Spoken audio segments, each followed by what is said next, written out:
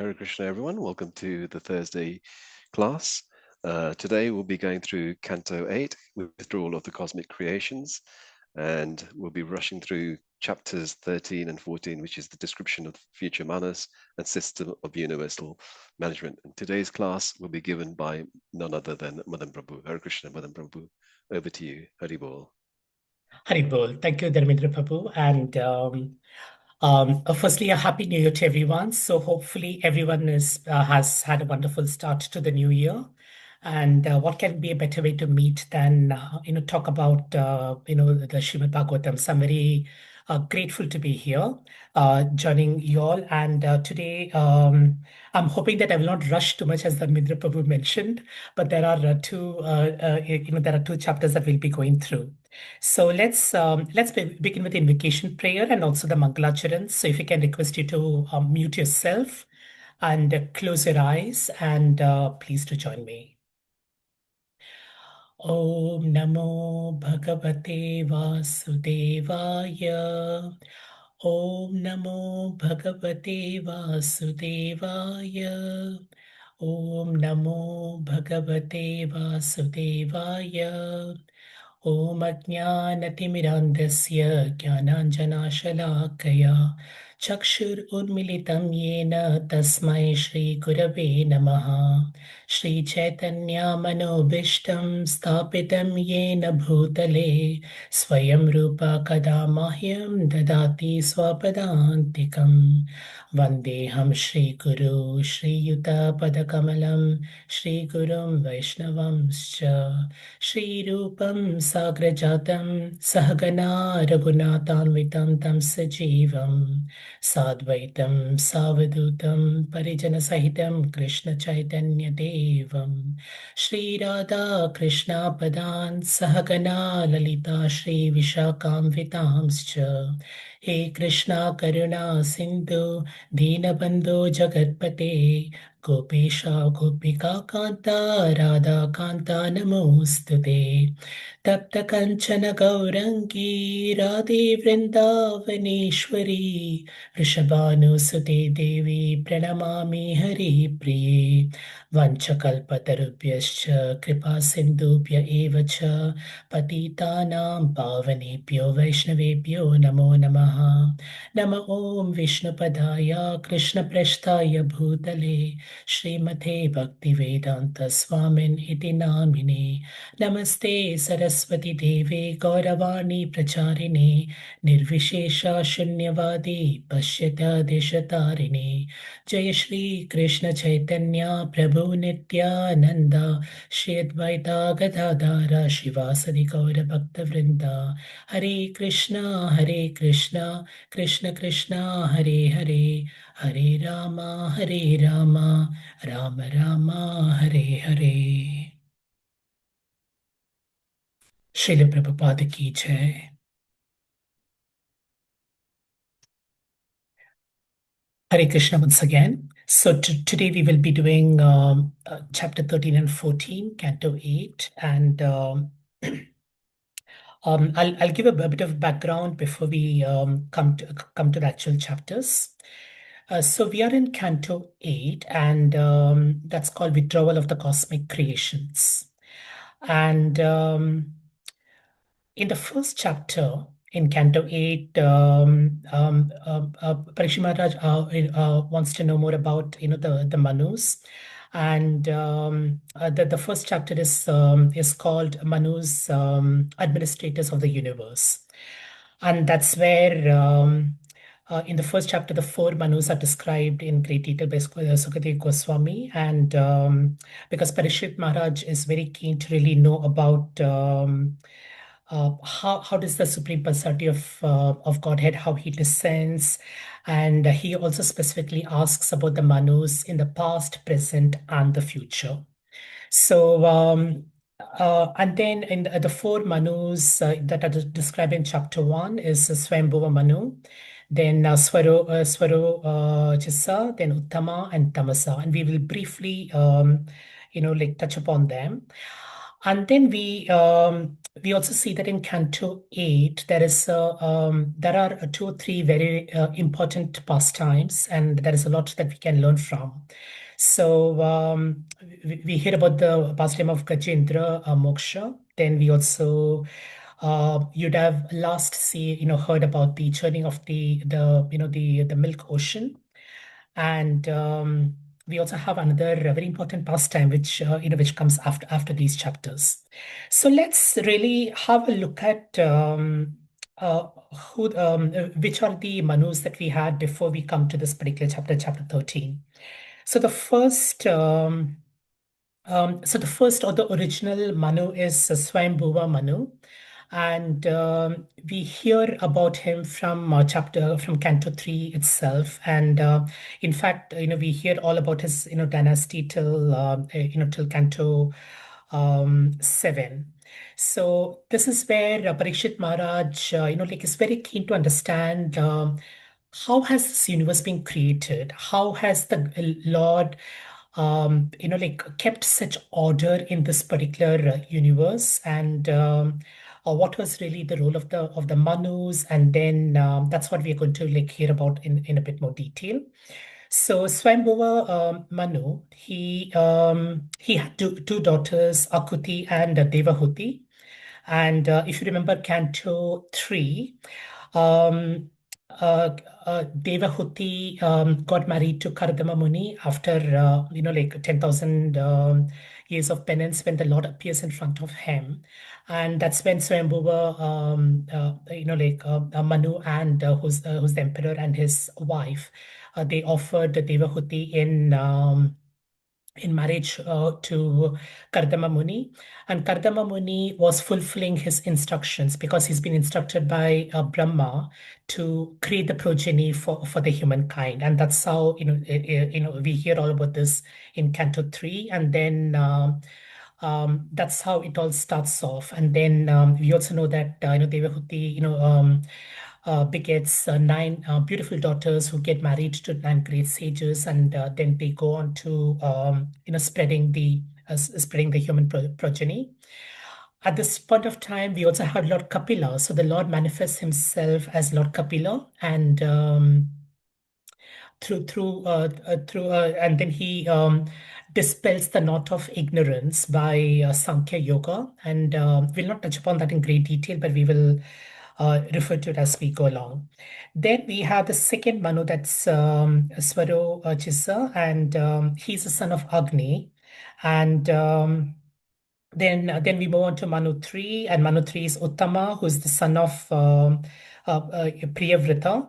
And in this particular Manvantara, the Lord appears as Satyasena, and he basically kills the demons, and really protects Indra, who's the king of the heavenly planets. And then for the fourth Manu is Tamasa, and he's the brother of Uttama. He's the brother of the third Manu. And this is where the Lord also takes the form of Hari. And as we know, Hari, in the form of, the Lord in the form of Hari, protects Gajendra when when he is attacked by the crocodile.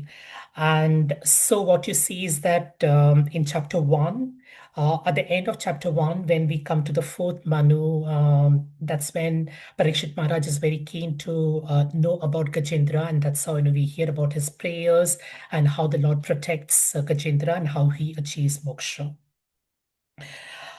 And then Manu 5 is Raivata Manu, and he's the younger brother of Tamasa. And in this particular form of Manu, Vishnu appears in the form of Vaikuntha, and Raivata Manu also has got sons like Arjuna, Bali, and Vindhya. And then finally we come to the sixth Manu, that's Chatursa Manu, um, and then now we are coming close to the seventh Manu. So that's really so when we start this particular chapter, that's chapter 13. It really begins with the seventh Manu, and what I'm going to do is I'm going to share with you. It's quite a technical chapter because it describes the future Manus, and I do have a few slides that I will talk through. And in doing so, we can also understand a little bit about the how wonderfully the Lord has really created this complete order in the cosmic creation.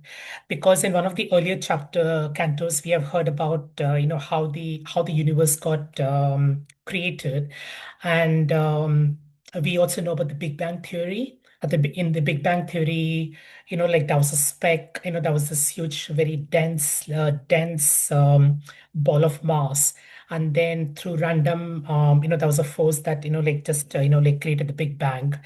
But then when you see how the universe is today, in terms of how the planets really keep revolving in the same order, there is definitely a lot of order in this, and that cannot be done without the intervention of the Supreme Personality of Godhead.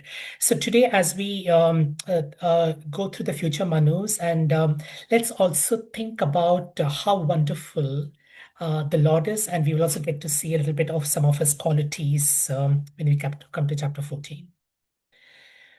So let me share my screen, and hopefully you're able to see that. So as I mentioned, we are doing chapters 13 and 14. So the first one is the description of the future Manus. And we will talk a little bit about the introduction, and we briefly touched upon that. So it might be important to really just understand a little bit of how this entire world order is coming about. So for many of us who are at work, we do know that we have a very structured, or I mean, we have an organization structure that helps organizations and businesses to perform the various activities, and to deliver the services, to provide solutions, to make profits, to do charity work, etc., etc. So you'd have the CEO, then they would have their their senior leadership team, and then they would have the senior managers, and then employees, etc. So it's if an organization which is so small, which is part of a much larger setup, has needs such a robust structure, then we obviously do need to have a very robust structure to administer the universe as well. And that's what is the Lord's creation. So let's look at each manvantra. So a manvantra is a period where a Manu is administering all the duties of the universe. So what we are going to be looking at in terms of the future Manus are, we're going to look at who the Manu is, what is his name. We'll also see who his sons are, and there are some names that that we would definitely we might be able to recognize. Then on one side we have the king of demigods and the demigods. So that is Indra, and each time the Indra can be quite different. So we will hear about who the king of demigods are, and they contribute towards the spiritual well-being. And if the demigods are happy, then even the universe prospers. So for example, you will see in one of the chapter in one of the verses that when Indra is happy, when he is experiencing all the opulences, then he also brings sufficient rain. And that's why we have a lot of communities where if there is drought, if there is a lack of rains, then one of the things that we do is to worship the Lord Indra, because he's a king. He brings rains. And so what people do is that they perform some sacrifices. So the king of demigods and the demigods, it's important that they are very, very they experience the opulences, because then they can actually also help the living entities, the human beings and the universe lead with the prosperity and success. Then we have Manu's sons, and Manu's sons are those who will continue to propagate, the race, and then that's how the human population is going to expand. And then on this side, we have the sages. So there are each of the Manmantra has got seven sages, and these sages are very, very exalted, devotees of the Lord.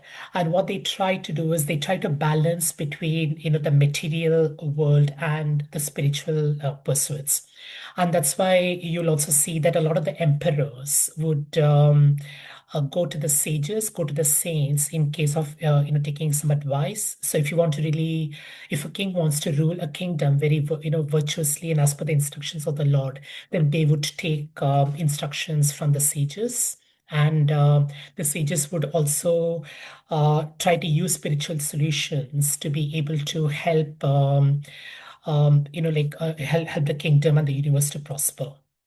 So this is really the concept or the structure. And my next few slides are just going to be talking a little bit about each of the manus, and I will not talk through all of them, but I'll just highlight some of the key aspects. Now, one thing that we must also remember here is that in each mantra, there is also the Lord takes a particular form. So here we do not see one of the qualities that we do see of the Lord here is not one who is sitting on the ivory tower and not engaging with the world. So the Lord that we know, the Supreme Personality of Godhead, His mercy and His compassion is so much that He engages with the world. And as we know in the Bhagavad Gita, he comes in incarnations to either protect the devotees and to annihilate, the demonic forces.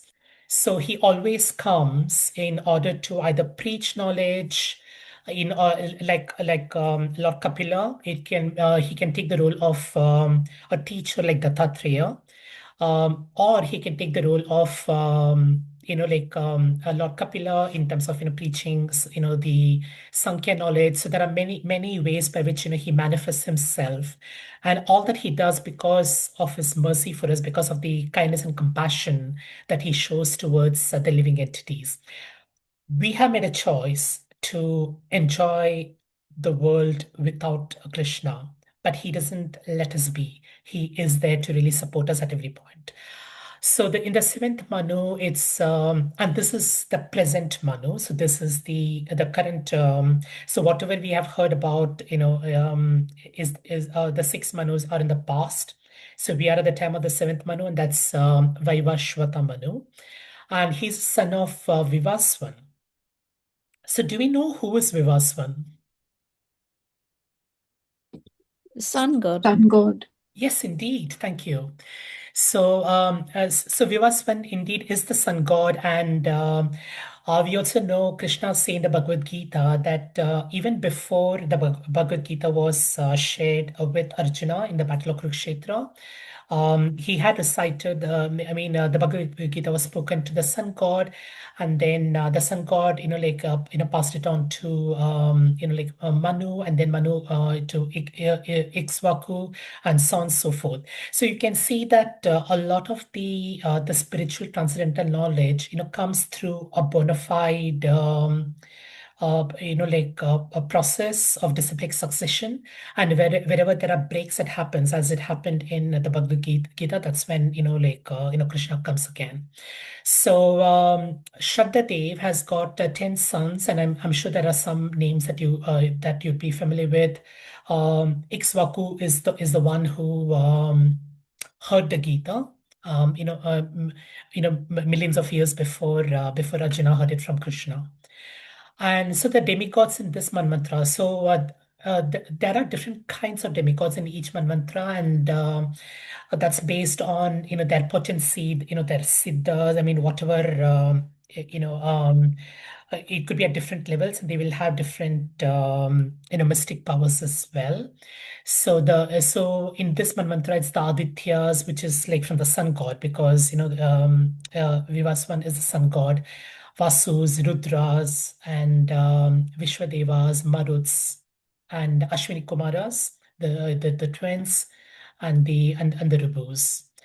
So the king of heaven here is called Purandara, and we have seven sages. And if you can see the Saptarishi, like on which is the constellation. So that's comprised of these great sages like Kashyapa, Vashishta, Bharadwaj. And in this particular manmantra, the Lord, comes as a son of sage Kashyapa and Aditi.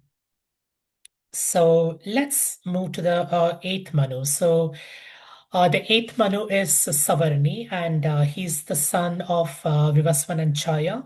So Vivasvan, who's the sun god, had three wives, and so Chaya is the second wife. And he had a few sons, including Nirmoka and Virajaska.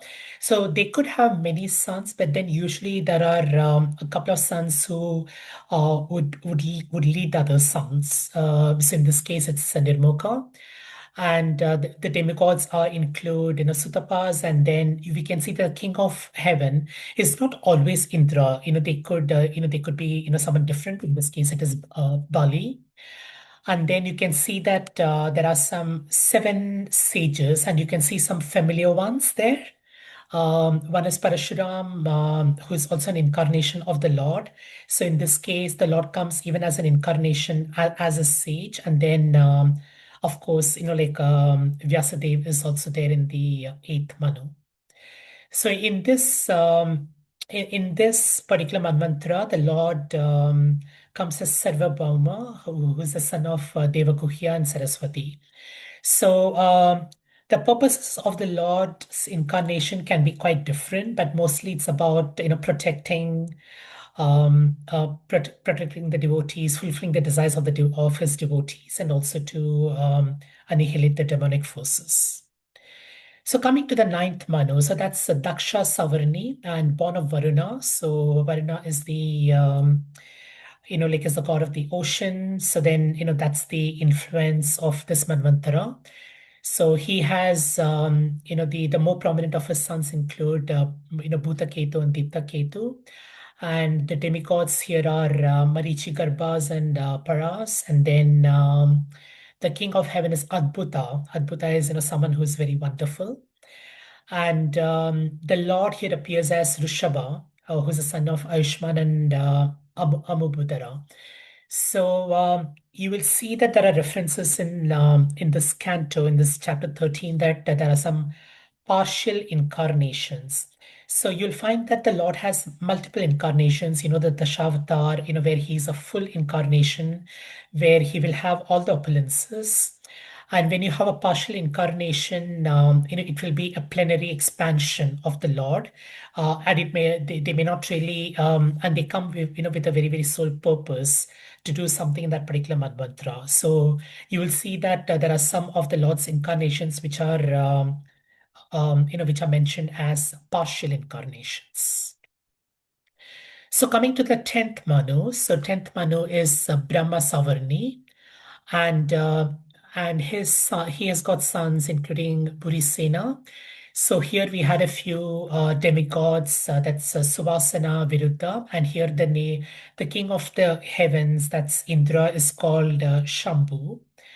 And there are seven sages. So you will find that there is a commonality. So every the number of saintly persons or sages in every manvantara is seven. So that's why that also explains the term Saptarishi. Saptarishi, seven rishis. So in this Manvantara, so the Lord is incarnated as Visvaksena, who happens to be a friend of Sambhu. So and he also protects Sambhu, and in this particular Manvantara, he is the son of Visuchi and Vishwasrasta. Moving on to the 11th Manu. So 11th Manu is Dharma Savani, and here's where, as the name suggests, Dharma is a lot about righteous living, following Sanatan Dharma. So he has 10 sons. The prominent one is Satya Dharma, and the demigods here are Vihangamas, Kamagamas, and Nirvana Ruchis. Please don't ask me too much about exactly their mystic powers. because each one of them, like have got a very distinct mystic powers, and they have a special place in the heavenly planets. So the king of heaven here is Vedrita, and the seven sages are led by Sage Aruna. And here the Lord incarnates as the Dharma Setu. And again, he's depicted as being a partial incarnation. Moving on to the 12th Manu. So the 12th Manu is Rudra Savarni. So you can see how the mantra also changes, like in terms of quality, in terms of the mood. So this is to do with Rudra, which is very close to, like what we know as Shiva. So he has got sons like Devavan, Upavan, and then the demigods here are Haritas, and the king of heaven here is Ruthadama. And we have a few sages that's led by Tapomurti, and here's where the Lord, like incarnates as Swadama or Sudama. And again, he comes as a partial incarnation. Then comes the 13th Manu, and that's Deva Savarni. And here we have a few sons, and the important ones are Chitrasena. And the demigods here are Sukarma, Sutramas, and then the king of heaven is called here Divaspati. And you can see that Nirmoka, you probably have seen that name also appear in as a son in one of the previous Manvantras. And then here the Lord incarnates himself as Yogeshwar, which is a son of Devahota and Brihati. And finally, we come to the 14th Manu, and the 14th Manu is Indra Savarni. And the sons are headed by Uru, Gambira, and Buddha. And there are a few demigods, and the groups are Pavitras and Chakshusas. And Suchi is the king of heaven. But you can also see that Suchi also happens to play the role of a sage as well. So you can see that there are some interesting, like patterns. Not every mantra is necessarily the same. And here the Lord incarnates himself as Brihad Banu, son of Satrayana and Vithana. So as you can see, chapter 13 is a lot of names, and there are not too many purports in chapter 14, but there are still a few things that might be helpful to us. So let's see what the Shastras say about cosmic time. So can someone tell me the 14 Manus? How long do they live for? Like, what is it in terms of cosmic time? One day. Thank you. One day of in the life of Brahma. Yes, indeed. So, and we'll just talk a little bit more about what cosmic time means. And for those of us who, I mean, we live probably till 80 if you're lucky, and then maybe 90. And then it's very important to see like how our lifespans are in the context of cosmic times. The present reign is that of, as we mentioned, Vaivasvata and Manu, and he's the seventh Manu. And according to astronomical calculations, we are now in the 28th yuga of Vaivasvata. So the 28th yuga, because there are four yugas, and then we're in the 28th yuga now. And each Manu lives for about 71 yugas. And as Mataji mentioned, 14 such Manus rule in one day of Lord Brahma. And so when does this eighth Manu come into existence? So we are right now only 5,000 years into the Kali Yuga, and that's the 28th Yuga.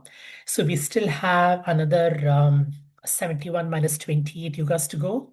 So that's definitely going to be millions and millions of years.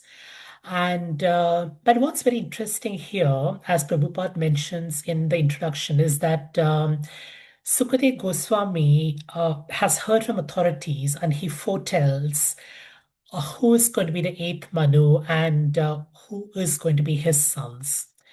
Now, this is quite interesting, and what it really means is that the Shastras, if you really go by the Shastras, they are able to tell us everything in the past, in the present, and in the future.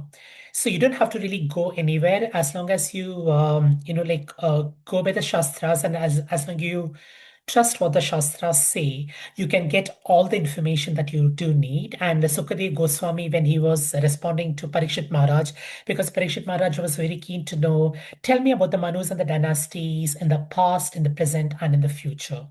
So 5,000 years ago, Parikshit Maharaj, I mean, this conversation of the Bhagavata Purana was happening in the seventh Manvantara. But Sukadev Goswami still can actually foretell who the future Manus are going to be. And so the total duration of all the periods are calculated to be 1,000 Chatur Yugas. Chatur is 4, and 1,000 Chatur Yugas also means 4.3 million times 1,000 years, which just happens to be one day in the life of Lord Brahma. And there is one interesting aspect that gets covered in this particular chapter, which I did want to talk about, and that's about siddhis. And siddhis is used in the context of Bali Maharaj, and after this chapter, the rest of the canto is going to be about Bali Maharaj and the Vamana, and how the Lord takes the form of the Vamana avatar, which is a very, very beautiful pastime. That comes after chapter 14. But what I did want to introduce you to is the concept of Yoga Siddhis, and the ultimate Siddhi that is referred to in this particular chapter. And do we know how many Yoga Siddhis are there? Or have you heard about what do we understand by the word Yoga Siddhi? Hare Krishna, is it achieving perfection in yoga postures? It is perfections, and not necessarily in yoga poses. It's mystique powers, which goes beyond just your poses, because your poses would be more on hatha yoga, pranayam, but this goes about how you can channelize your energies to develop a lot of mystic powers. So yes. Like Is it some? Is it something? Prahatuni? Oh, sorry. Sorry, is it Hema Mataji first and then? Is it to do with what Hanumanji has? Yes, you could definitely say that he's got some of the mystic powers, and we will talk about that. Yes, definitely. And he always needed reminding of his powers, isn't it? Because he would always forget about them. So yeah. Is it where you become smaller than the smallest and bigger than the biggest, like Anuma, Yes, like Bhima? absolutely. So those are some of these siddhis. So we have 8 siddhis, and the first one is anima. So anima is Jai Mataji, as you mentioned, you can become smaller than the smallest. So you can become even smaller than the atom. And then there is lagima, where you can become lighter than the lightest. So you develop those powers. Then the other siddhi is Mahima, and Mahima is just the opposite of Anima, which is you can become the greater of the greatest. And then there is Prapti. Prapti here refers to you can acquire anything from anywhere. So, for example, if you want to have a particular position from a different universe, you will have a way to be able to acquire that. So that's Prapti. Prapti is I'm able to get it. I'm able to obtain that. Then we have Prakamya, and Prakamya is you can experience any enjoyable object either in this world or in the next. So, which means if you're having say if you like to enjoy the pleasure of the apsaras dancing, for example. So by the mystic power of prakamya, you'll be able to experience that here's and being in the court of Indra or elsewhere. So it's basically about enjoying anything from anywhere. And some examples could also be one example could be of what Kardama Muni and Devahuti did, which we just spoke about in Canto 3. So when when they wanted to start like progeny of the human race, then Devahuti men asked like Kardama Muni, can you really um make arrangements for us to do this to bring about a family. And so Kadama Muni, what he did was he created an aerial palace, very very opulent. And then they were able to travel in the aerial palaces to Mount Meru and many of the other places where they got a lot of pleasure. So that's what Prakamya can do. So they can create aerial palaces, and they can also enjoy anywhere, and either in this world or the next. Then we have Isitwa, and Isitwa is where you can manipulate the subpotencies of Maya. So in the material world, we are, we constantly keep saying that, that we are bound by, by Maya. The mystic power, which is Isitwa, allows you to manipulate the subpotencies. You can't manipulate Maya in her entirety, because she's the inferior energy of the Lord, but you could manipulate some of the subpotencies. And then we have the seventh one, which is Vasitva. And what this does is you can you have the power of bringing people in your control. For example, if you want to influence someone, if someone is having a completely different point of view than yourself, so they have the ability to control and bring them to their point of view. So that's Vasitva. And then the last one is Kama Vasayita. And what that really means is that you just acquire more powers of control, more powers of acquisition, more powers of enjoyment. So these are what Prabhupada says in one of the purports here are the 8 siddhis. But is there something which is beyond these siddhis?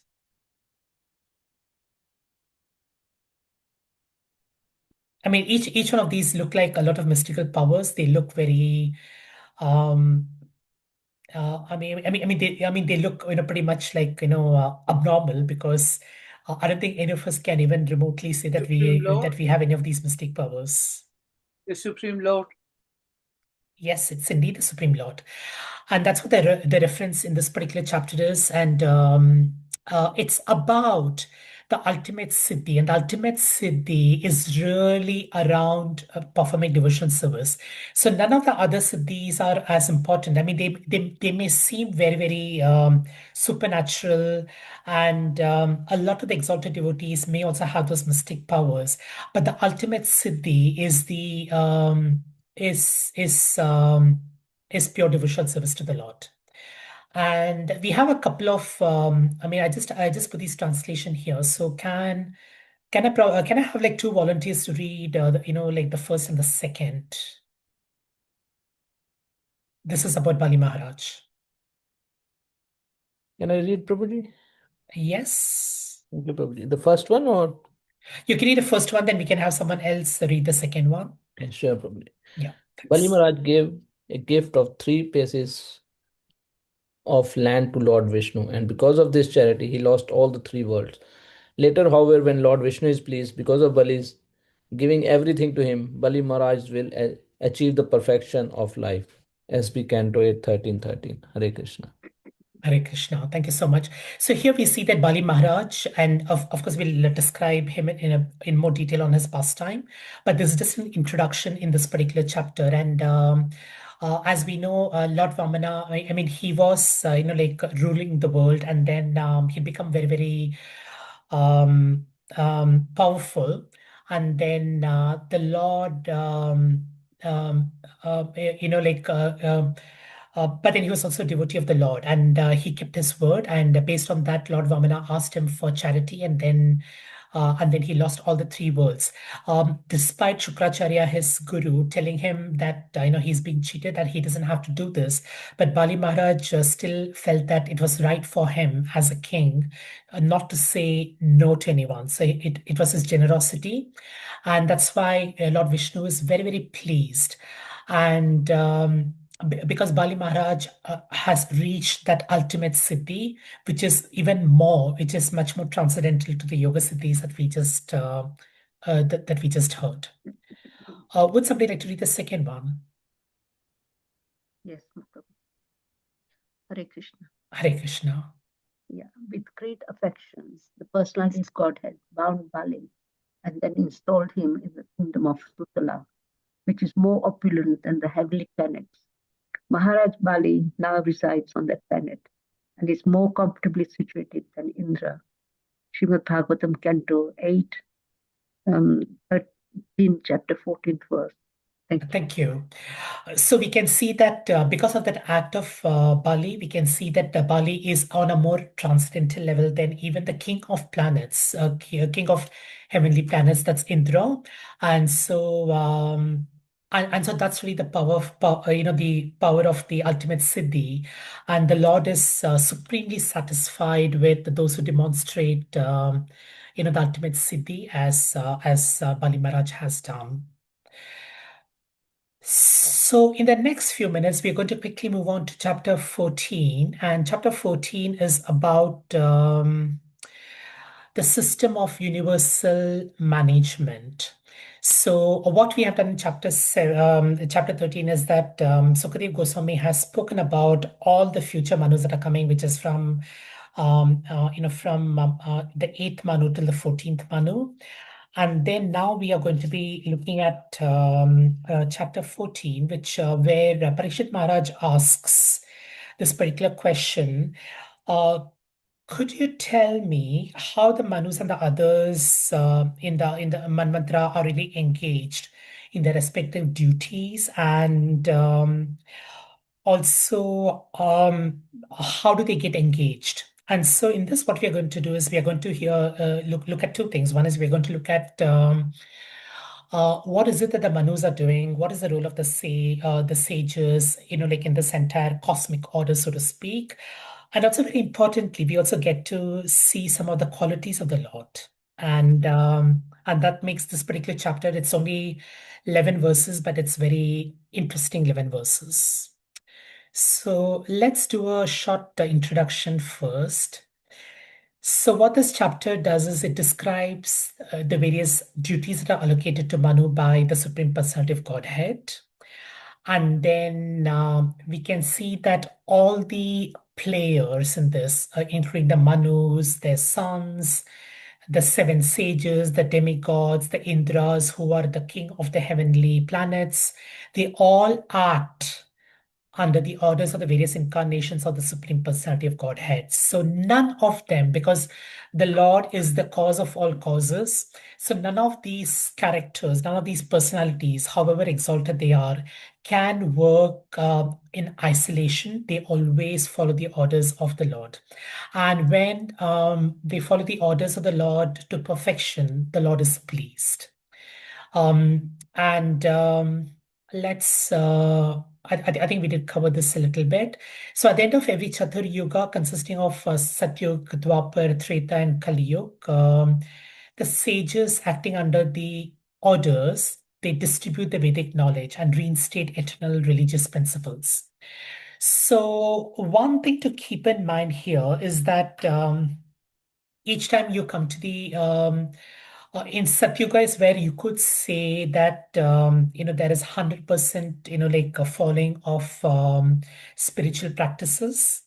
And then by the time you come to Treta Yuga, it has become 75%. By the time it comes to Dwapar Yuga, it's 50%. By the time it's come to Kali Yuga, it is 25%. And that's why you can also see in the form of the cow right at the start of the Kali Yuga, where Kali Yuga is just like standing on where the cow is standing on one leg. And that is how the degradation happens at the end of every Chaturyuga. And hence, when that happens, it's important for the sages to really come back again, reinstate, the importance of Vedic knowledge shastras, and really get the entire cosmic order back to Satyuga, so that you can have the full potency of transcendental goodness. So here, Manu's duty, what does he do? So his duty is to really establish the system of religion. So the sages are, the spiritual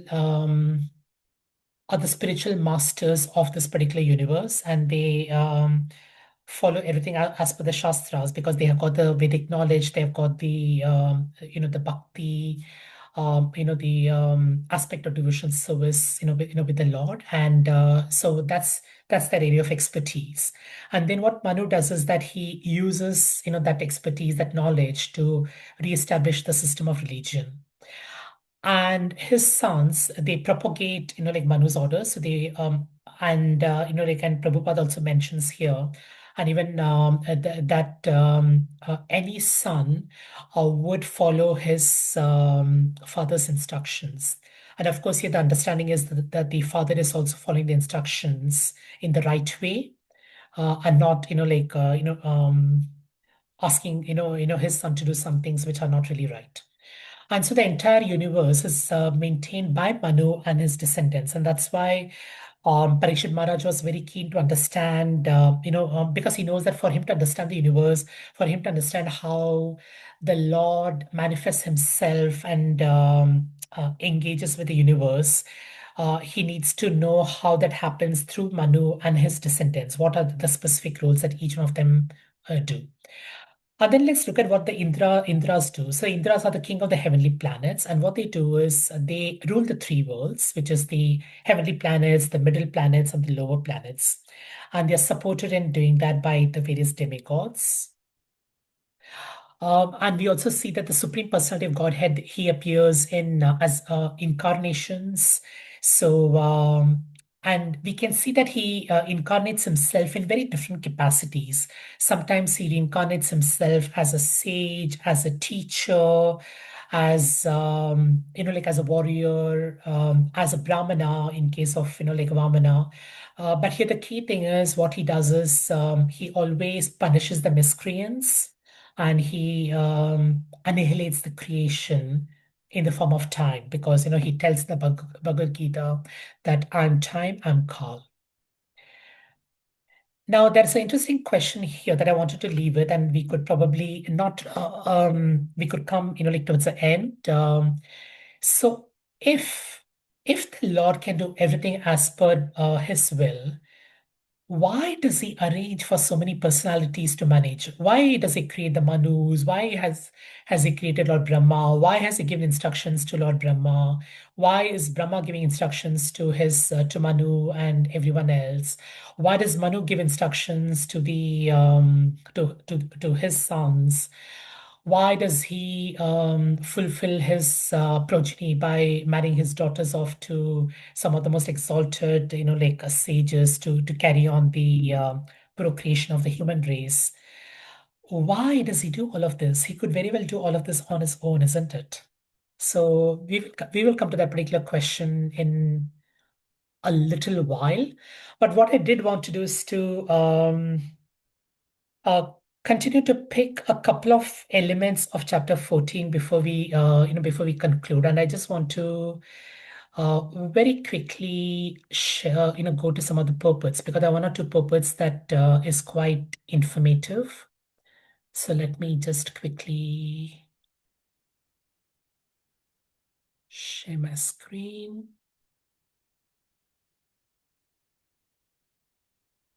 So this is, as I mentioned, a very sweet chapter. It's probably the smallest chapter with 11 verses. So what we heard here, as I mentioned, is the great saintly persons, they re-established the principles of religion. And here, Prabhupada speaks about the importance of Sanatan Dharma. And this is quite important to us because, we, in chapter 2 in the Bhagavad Gita, Krishna speaks about Swadharma, which is doing a prescribed duty. And it's Swadharma, which is your material duties, and it's also your Sanatan Dharma. And most of the times, disharmony happens in the world because there is a imbalance, because we pursue a lot of endeavors in terms of material or Swadharma, which is more a sense gratification, that there is an imbalance of doing Sanatan Dharma, which is spiritual practices. And that's why we see this imbalance even in ourselves. So whenever we go through feelings of anxiety, fear, it's most likely because there is this imbalance. And then when you expand this at a world level, you can see that the head of governments are taking some very strange and weird decisions, which are just propagating to world disharmony, conflict. So this is where we are not really performing our occupational duties. And hence, it's very important to really keep reminding ourselves, are we really following eternal occupational duties? And what Prabhupada mentions here is occupational eternal duty is, there is just one thing for that, and that is to serve Krishna. And the entire Krishna conscious movement is really around helping reestablish those principles.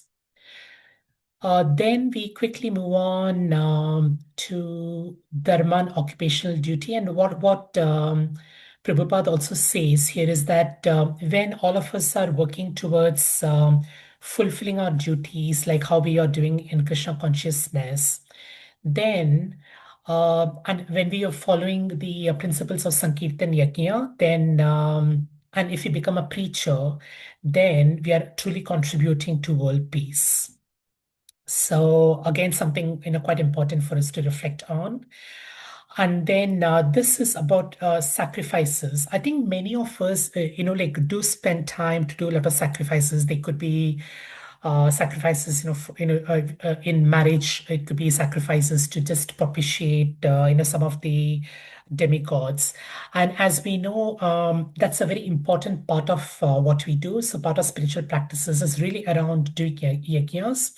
And what is mentioned here is that while the Lord of the Supreme Personality of Godhead is the ultimate beneficiary of the blessings from the sacrifices, but the demigods also share the results of their sacrifices. So something just for us to be aware of. And as we quickly move forward down, so this is what I had mentioned at the start. So somewhere earlier on, that it's important that the demigods are happy, because when the demigods are happy, then it also means that the living entities are happy. So when we hear about things happening in terms of imbalance in the way we look at the environment today, climate change, which a lot of heads of governments have chosen to ignore, it's only because there is an imbalance that's being created. So we are thinking of ourselves as the proprietors, but we are not the proprietors. We are just stewards of what the Lord has given to us. But but if we perform benedictions, and if we keep Indra happy, if we keep the demigods happy, then we get the rains, and with the rains comes opulence and comes prosperity. And we just celebrated Pongal and Lori yesterday. So I think it's also quite timely, because it's all about propitiating to the demigods, because Pongal is a way by which we are getting the benedictions of the demigods, so that the world lives in prosperity. And then towards the end, we also see that the Lord assumes the form of, he takes multiple forms. So he takes the form of Sanaka to preach transcendental knowledge. Sometimes he takes the form of a saintly person like Yajnavalkya to teach the way of karma. Sometimes he also takes the form of great yogis.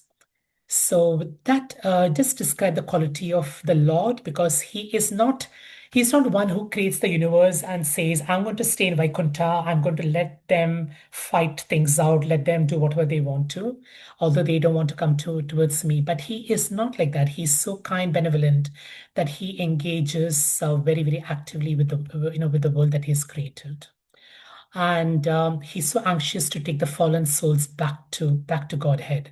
Now the question to us is, are we willing to do that? Are we willing to do it? So and then we continue here. So we can all see these as the supreme qualities of the Godhead. And towards the end, we will just wrap up with the last translation, which just wraps up everything that we spoke about in chapter 13 and 14, which says that this way Sukadev Goswami says that I have described all of this to you, and the learned scholars who know the past, the present, and the future, like Sukadev Goswami, have ascertained that in one day of Brahma there are 14 Manus. And to do a very quick recap, so now what we did today was to look at, Parikshit Maharaj's, question about who the Manus are. So Sukadev Goswami spoke about the Manus, the past, present, and the future. We also looked at what are, where they take instructions from and how the Lord engages in each of these manvantaras. And we also heard about the various siddhis, and there are lots of mystic powers that one can follow. But the ultimate siddhi is what we can do, which is practice Krishna consciousness. And that way when we perform our loving devotional service to the Lord, He is pleased. And by that, we'll be performing our Sanatan Dharma. So, questions, reflections? Okay, thank you very much, Prabhu. That was very enlightening. So we're very grateful to have your association today. Thank you for that. Are we going through your question, by the way, first of all, or are we going to hand it out to okay, so we can have a question. So so the question that I had was, if the Lord can do all of this of His free will, why has He created like Manus and administrators? So do we have any reflections on that?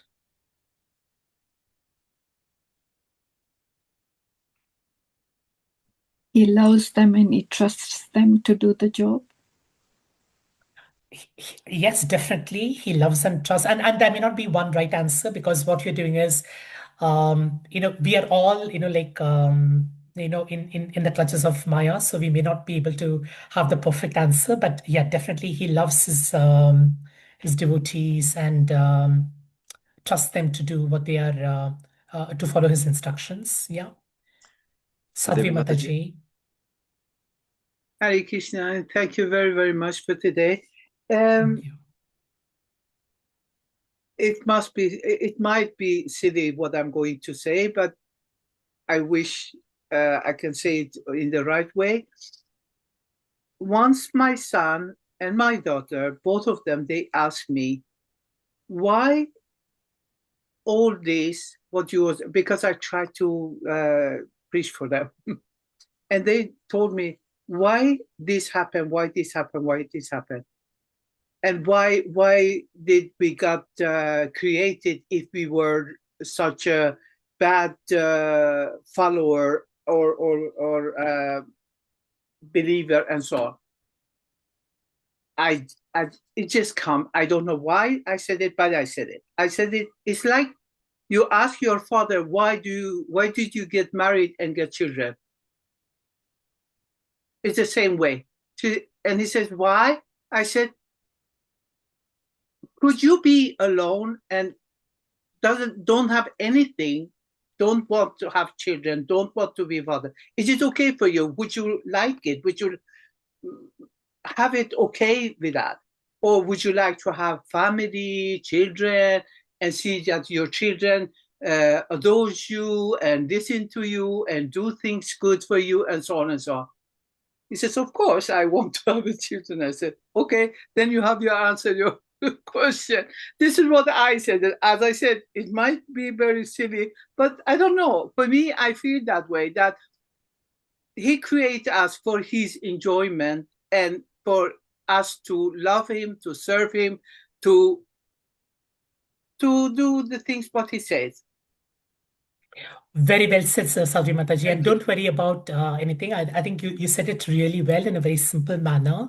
So how can you look at having a devotional service, if you don't have anyone, if you don't have that reciprocity? Because like a key aspect of Gaudiya Vaishnavism is is Dvaita, which is really about like the Lord has got a personal form, and then like our bhakti like grows when we see how beautiful he is, when we see all the opulences. And how can you really repose? And as spiritual souls, we have a propensity to love. And you can't keep loving yourself. You have to love someone, and that's where you look at the various moods in which you can like love the Lord. So you do need to have the reciprocal relationship, and that can't happen if you haven't created like others as well. And yes, it's a Lord, it's for his enjoyment. But what has happened is that we as his children, we have become truants. We said that, oh, you know what, I don't want my father, I want to really enjoy the world myself. And that's where the problem really starts. So, and you described it very well, Mataji, so thank you.